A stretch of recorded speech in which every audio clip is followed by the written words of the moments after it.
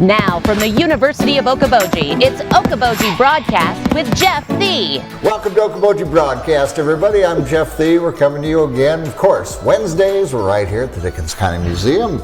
Mary Dreier's here with me to make sure I stay in line. Well, no, I don't think anybody can do that, Jeff. It's been tried by some of the best. Yeah. One I married 30 years ago, God bless her, she's still trying. She's still trying. She got my hair cut at one point. That was pretty good. I'd like to have seen that. When I had my long Goldilocks. But everything since then has been a struggle. Oh, gosh. Oh, gosh. And you know what else is a struggle is taking used space and making it into something new. How is that for a segue? Jeff, I would have thought that you had prepared in advance. Little chance. You know, our museum is about old stuff. Yes. Right? We have the coolest old stuff around.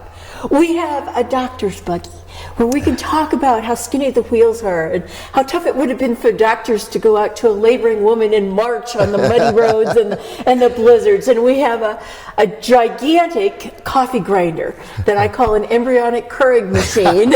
You know, and we have the light from the Templar Park Arch. Yes. You know, that was put up 100 years ago this year. Right. What other cool? We've got a shotgun shell from Fred Gilbert, yes. the Michael Jordan of the early teens, yes. Internationally famous trap shooter. We have all sorts of old stuff. Yeah. Sometimes you need to do new stuff to highlight the old stuff in the best way. So what have you been up to? We have I mean, is it anywhere where we're standing? Yes. Okay, good. Yes. Thank goodness. Yes. We have been making great mischief in the museum. All so that people can enjoy and learn from and hear stories about the old stuff in new ways. Yes. And, you know, it's really fun. It's really fun. We've started with 2 displays. Mm-hmm. And the first display we did is what I consider our primo display. And that is the Spirit Lake Massacre and Abby Gardner. Right. You know, we've been blessed with lots of artifacts.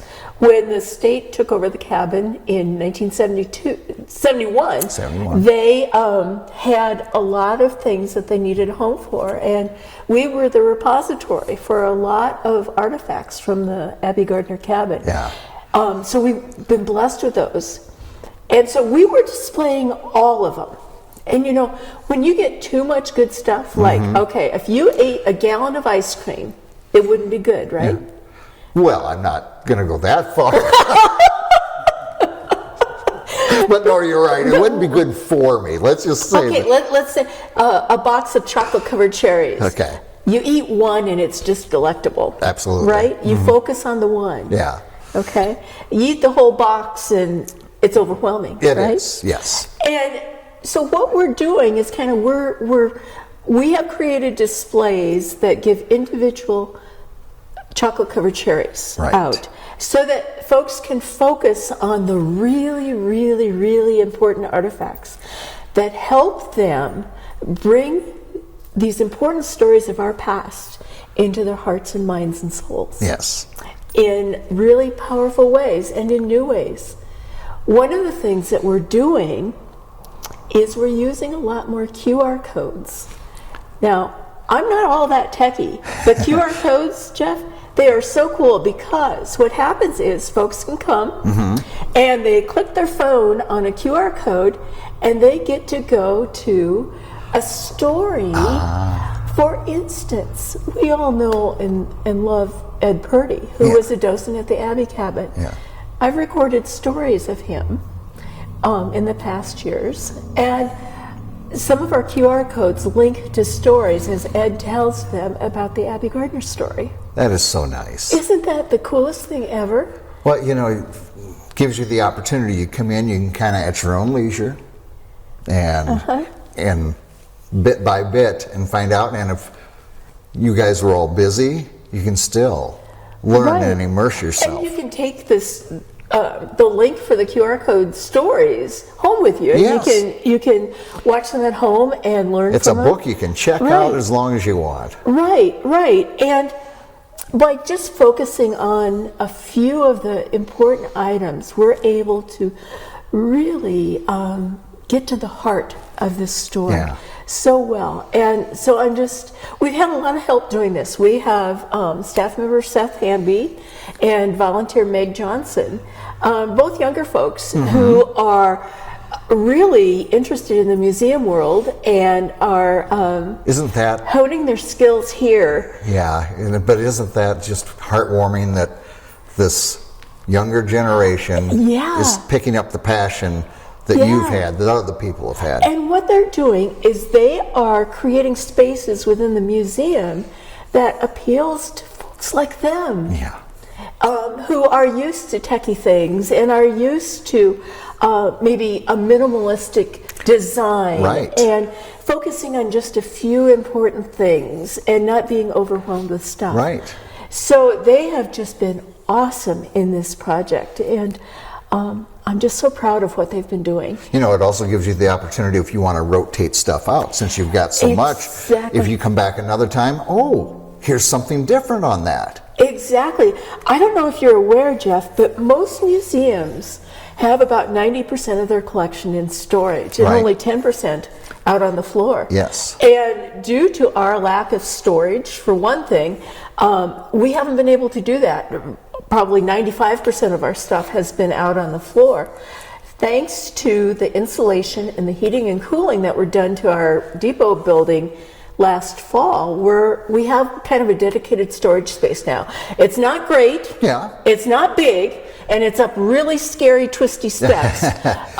But we have put shelving units up there, and so we're storing a lot of our stuff there. Things have been cataloged, they've been documented, they're in totes, they're wrapped well. I mean, we're taking ultimate care of each and every object from here in our process of highlighting the most important objects. Yeah. And we will be bringing out collections, just like you said, we will be bringing out special collections to encourage folks to come in and see what's new at the Dickinson County Museum. Well, that's just it. If you got everything laying out and you go through it once, you think, well, I've seen everything. Exactly. This enables people, I got to go back. Right. They've changed things up. There's other things I can learn. Right, and they're having this special exhibit, and it's something that I'm really interested in. Yes. And so I want to make a special point of going for that exhibit. And, you know, I think that's so cool because we change. History, the way we tell history changes. Yes. And we are embracing that here. And I think it's a really good thing for all of us. Just goes to show you, we can still learn from the young people, can't we? Oh, yeah. So much.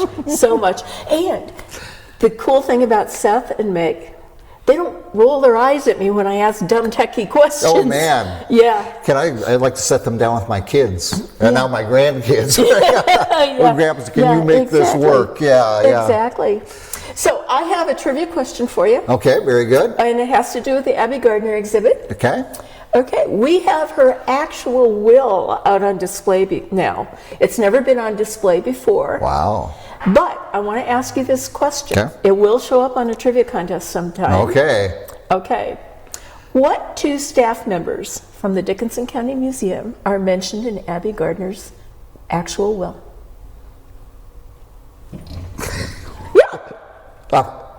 Come on, Jeff. It's time for Stump the Chump, isn't it? We weren't going to do that today.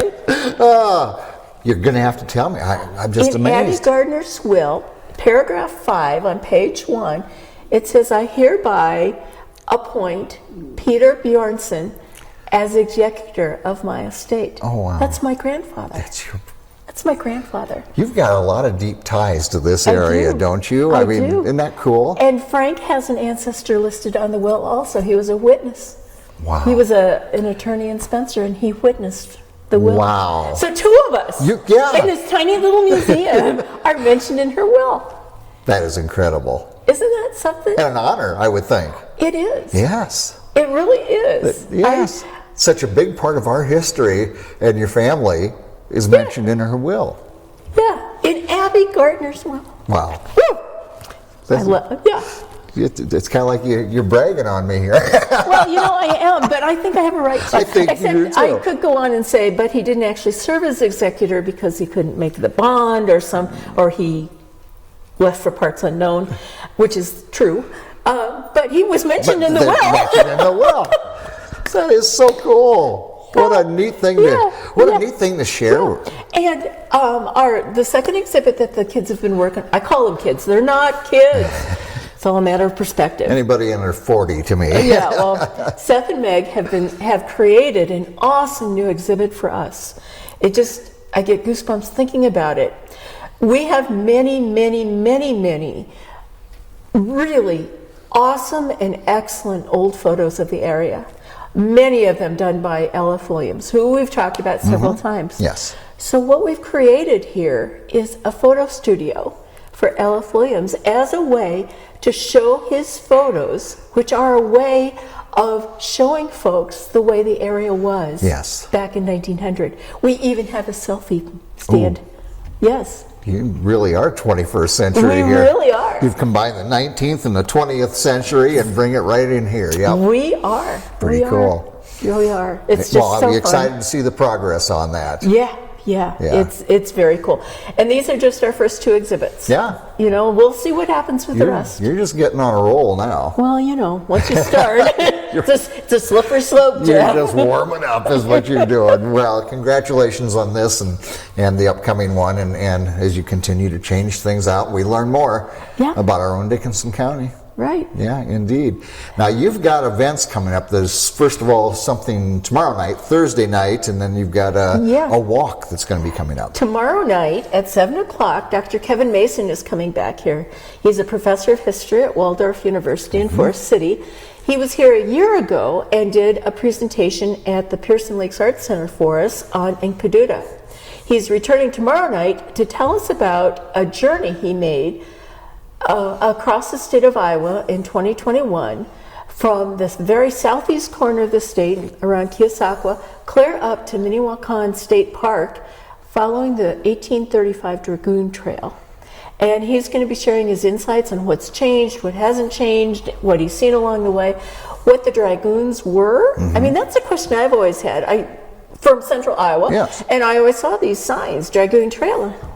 What's that? What in the and heck I still is that? don't really understand it. So I'm really looking forward to hearing. He can explain it tomorrow night. And he'll do it very well. And not only to you, but to you as well. So right. So tomorrow night at 7 o'clock, we expect it to be a very popular presentation. And right here, in this room? Right here in this very room. Very good. Yeah. And then June 2nd, we're doing something totally new for us. Another new way of learning old stuff. We are hosting a cemetery walk at the Okoboji Cemetery, which happens to be in Arnold's Park, which is very confusing, I know. It'll be from 4 to 6 in the afternoon on June 2nd, and you'll be able to actually meet and talk with 6 folks from our area's past who will be telling stories, and it's just going to be fabulous. Wow. I'm so excited about that. Why? You'll get to shake hands with W.B. Arnold, the founder of Arnold's Park. Exactly. Yeah. And Bessie Jones is going to be there, I understand. The fortune teller. That's a lineup. You got a lineup, as we they got would a say. lineup. Yeah. When they got, for the evening shows, we got a great show for you tonight. You've got a great show lineup that afternoon in June. Very good. All right, and of course, way back Wednesdays, every Wednesday. Yeah, today we had 2 park rats from Arnold's Park come here who are in their 90s, telling stories about pranks at school and all sorts of good things. It was very, very fun. The park rats are the only people that use the term rats to them. They're not offended. Yeah, exactly. They're proud of that term. Exactly. I was park rat. Yeah. There you go. All right, my friend. Are we on summer hours yet? Or does that start Memorial Day week? Thank you for asking that. They start Memorial Day week. Yep. And we will be open Tuesdays through Saturdays from noon to 4, except Wednesdays we open early at 10 to accommodate our Way Back When group. Very good. Very accommodating. Always very fun and get a lot of knowledge when you come here to the Dickinson County Museum. So come on out. Come on out. Come on in, everybody. And Mary, thank you for your time as always. Thank you, Jeff. It's always fun. Always fun, and like I said, always just a lot to learn right here at the Dickens County Museum. We want to thank Mary for her time. We thank you for watching us right here on Okoboji Broadcast. Okoboji Broadcast from the studios at historic Arnold's Park Amusement Park is brought to you in part by West Wealth Management, a financial advisory practice of Ameriprise Financial Services. Advisor Jan Spielman, AJ Spielman, and Erica Wachholz. The headquarters of the University of Okoboji is at the Three Sons, open Monday through Saturday 10 to 5 and Sunday from 10 to 4. Bank Midwest, dream big, plan wisely, live well. Lakes Regional Healthcare and Avera Partner. Beck Engineering in Spirit Lake. Be Radiant Laser Skin Studio in the Okoboji Plaza in Okoboji.